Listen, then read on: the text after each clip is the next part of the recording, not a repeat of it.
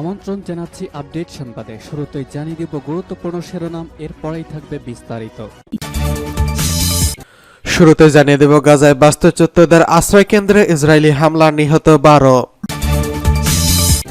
জানিয়ে দেব লোহিত সাগরে হুতি আতঙ্ক ও যুক্তরাষ্ট্রের প্রতিক্রিয়া। এছাড়া রয়েছে হামাসের ডেপুটি কমান্ডার মারওয়ান ইসাকে হত্যার দাবি ইসরায়েলের।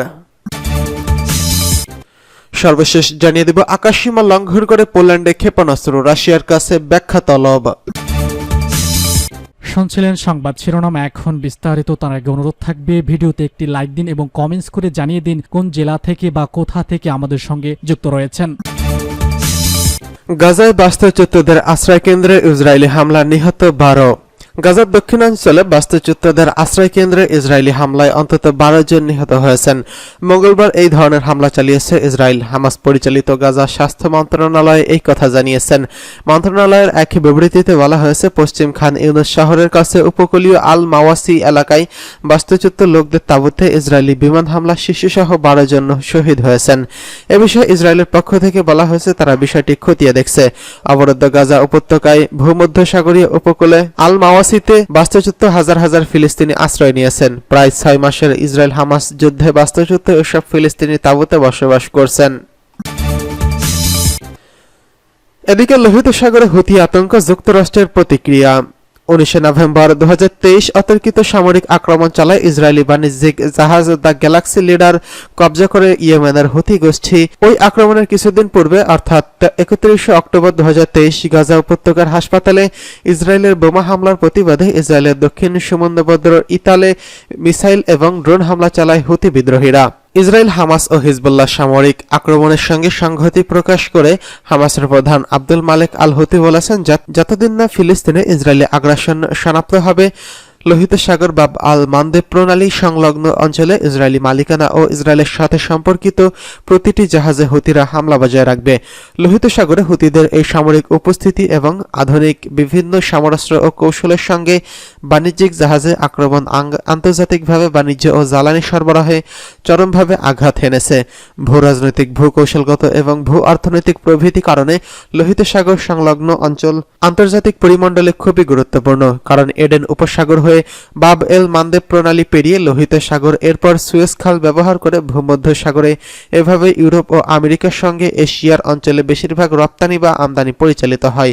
অতএব এই প্রবন্ধে আমরা লোহিত সাগরে সাম্প্রতিক হুতি আক্রমণকে ঘিরে যে আতঙ্ক ও নিরাপত্তাহীনতা তৈরি হয়েছে তার প্রকৃতি সম্পর্কে জানার চেষ্টা করব। পাশাপাশি এই আক্রমণে আঞ্চলিক প্রভাব কি হতে পারে এবং আন্তর্জাতিক জ্বালানি ও বাণিজ্য সরবরাহ এবং এর প্রসারে এই আক্রমণ কতটা প্রকটিত হতে পারে এবং এই অঞ্চলের বৃহত্তম অংশীদার যুক্তরাষ্ট্র ও তার পশ্চিমা মিত্ররা হুতি আক্রমণের প্রতিক্রিয়ায় কিভাবে জানাচ্ছে ইত্যাদি বিষয়গুলি জানার চেষ্টা করব। হুতিদের সাংস্কৃতিক ও রাজনৈতিক পরিচয়ে প্রধান ভূমিকা পালন করবে ধর্ম। হুতিরা শিয়া ইসলামের জায়েদি ধারার অনুসারী। জায়েদি শিয়ারা 3 ইমামে হযরত আলী, হযরত হাসান রাদিয়াল্লাহু তাআলা আনহু এবং হযরত হোসেন রাদিয়াল্লাহু তাআলা আনহু হয় বিশ্বাসী হয়।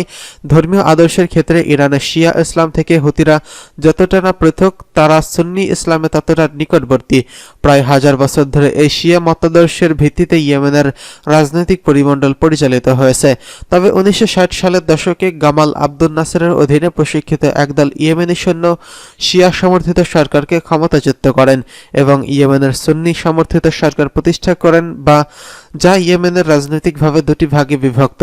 90-এর দশকে দুই ইয়েমেনে একত্রিত হলে এই পার্থক্য চলমান থাকে, কারণ নতুন ইয়েমেনের অধিকাংশ নাগরিক প্রাচীন জায়েদি ধর্মীয় বিশ্বাস আদর্শ অনুসরণের রাষ্ট্র শাসনের পক্ষে আন্দোলন শুরু করেন, যার নেতৃত্বে ছিলেন ইয়েমেনের হুতি পরিবারের প্রধান হোসেন আল হুতি। আন্দোলনকে প্রশমিত করতে ইয়েমেনের সুন্নি ইত্তেহাদ সমর্থিত সরকার গণগ্রেফতার, হত্যা, গুম ইত্যাদির মতো কঠোর পন্থা হাতে নেয়, যা হুতিদের সরকারের বিরুদ্ধে অস্ত্র হাতে নিয়ে যুদ্ধে অবতীর্ণ হতে বাধ্য করে।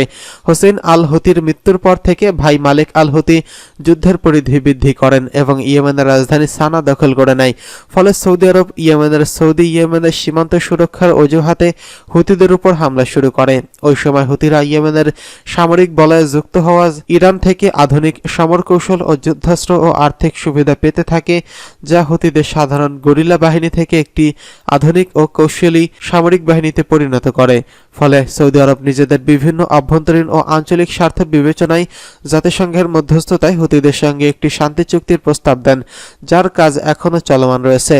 আলক্লেড নামের গবেষণা প্রতিষ্ঠানের তথ্য মতে 2015 সালে লোহিত সাগরে প্রায় 50টি আক্রমণ বা সংঘর্ষের ঘটনা ঘটেছে, যার অধিকাংশই হুতি সামরিক আক্রমণ।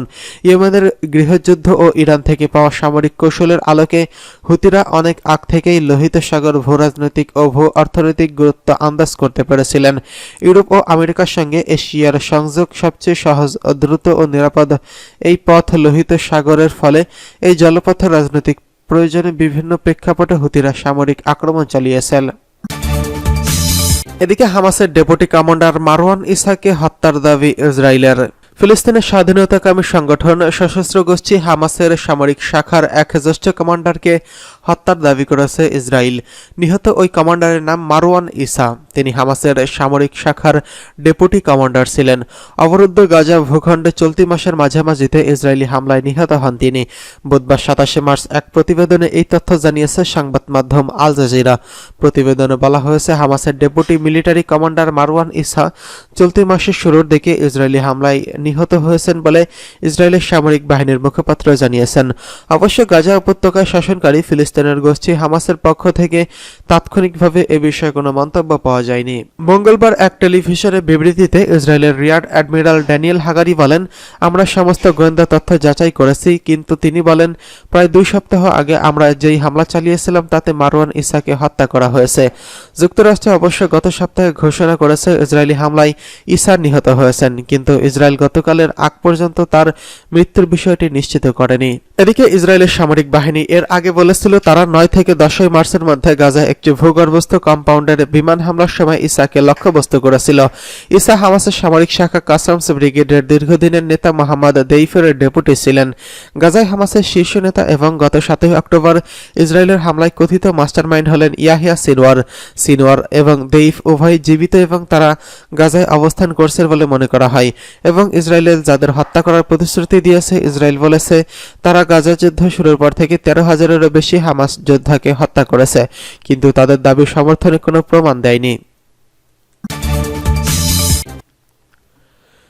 এদিকে আকাশসীমা লঙ্ঘন করে পোল্যান্ডে ক্ষেপণাস্ত্র রাশিয়ার কাছে ব্যাখ্যা তলব।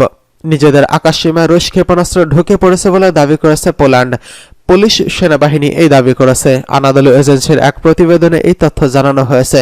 প্রতিবেদনে বলা হয়েছে, রোববার ইউক্রেনের হামলার আগে আকাশসীমা লঙ্ঘন করে পোল্যান্ডের আকাশসীমায় ঢুকে পড়ে। এই ঘটনায় রাশিয়ার কাছে ব্যাখ্যা তলব করা হবে বলে জানিয়েছেন দেশটি।